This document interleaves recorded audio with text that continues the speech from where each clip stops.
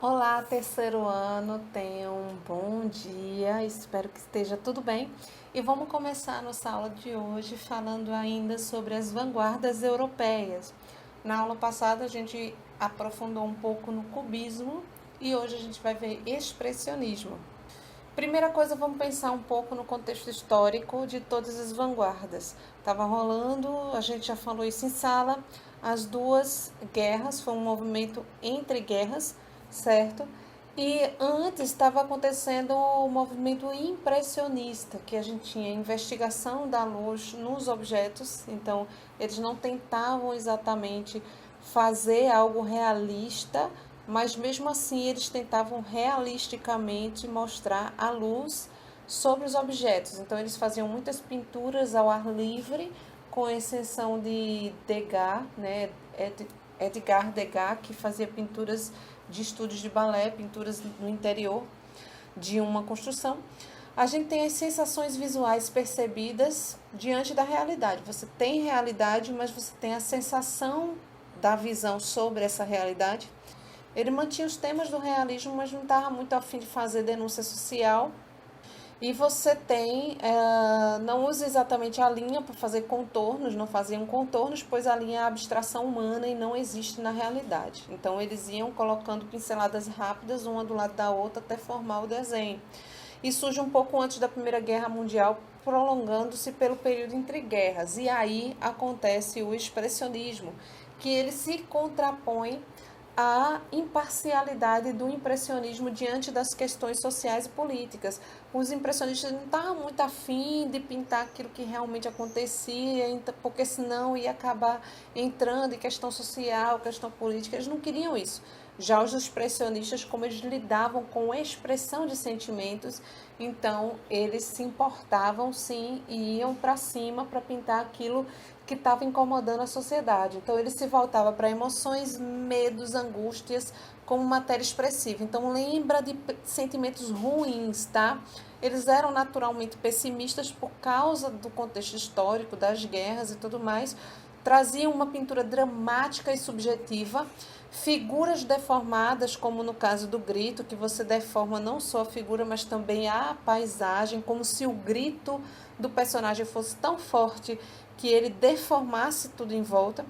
Você tem composição com cores inusitadas, você tem aí o céu é laranja, alaranjado, e a própria pintura do céu ele está se movendo, como se estivesse movimentando, e acaba deformando também e se misturando com a linha do horizonte, que não é mais uma linha reta.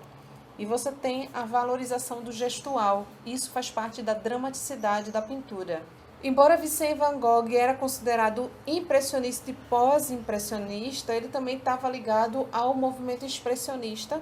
Ele serviu de inspiração para outros pintores como Erich Heckel, Paul Klee, James Ensor e Edvard Munch. Esses pintores eles se inspiraram no fato de Van Gogh gostar de pintar com pinceladas rápidas, e isso vem do impressionismo. Só que aí ele utiliza as cores de uma forma inusitada e ele traz uma expressão maior para os seus personagens, para as suas telas, e isso influencia na pintura desses outros pintores que vocês veem aí, pinturas deles. Algumas características do expressionismo. Ele manifestou-se inicialmente na pintura e depois foi para outras áreas da arte. Ele propõe uma arte pessoal e intuitiva, então você tem a sua matéria-prima é você mesmo e os seus sentimentos, e você não precisa estudar técnicas exaustivas numa escola para poder você fazer isso. Você pode vir de você mesmo. Quais são as cores que eu vou utilizar? Qual é o traço? Um traço mais selvagem e tal. Ele predomina a visão do interior do artista, que é a expressão, em vez da observação da realidade, que é a impressão dos impressionistas. Ele deforma a realidade para expressar de forma subjetiva, de forma interior, de forma emocional, a natureza do ser humano.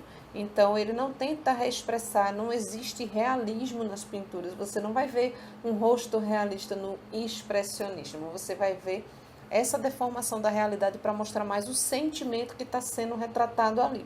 Então você tem temáticas de sentimentos negativos, como solidão, miséria, reflexo da angústia e ansiedade nos círculos artísticos entre guerras. E aí você tem algumas pinturas expressionistas. Essa pintura da direita é do mesmo autor do Grito, no caso aí essa é a pintura Ansiedade. E você vê que os rostos dos personagens eles vão se esvanecendo, se perdendo, à medida que eles vão se tornando simplesmente mais um nessa multidão. E a pintura da esquerda você vê a decadência humana, a bebida e a solidão. Mais sentimentos de angústia na pintura, você vê a deformação dos personagens. Aqui você tem duas pinturas importantes, porque a do lado esquerdo, que tem o Jesus amarelo, ela é do pintor Gauguin. E do lado esquerdo e do lado direito você tem a do pintor Van Gogh.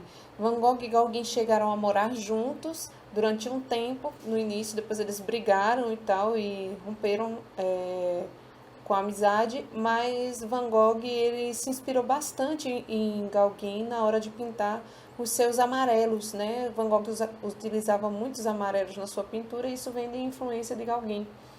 E no início da sua vida artística, Van Gogh não pintava tantos amarelos, mas ele pintava muito também em cores escuras, ele tem uma fase dark. Então, vocês vão ver aí que o expressionismo ele tem muito a ver com os sentimentos. Então, lembre-se bastante dos sentimentos negativos e lembre-se bastante de pinceladas fortes, a deformação da realidade, os personagens eles não são bem delineados, certo? E vamos aí, eu vou deixar uma atividade para vocês. Lá na plataforma vocês pegam e vão fazer sobre expressionismo, mas antes assiste essa aula, tá bom? Tchau, tchau e até a próxima.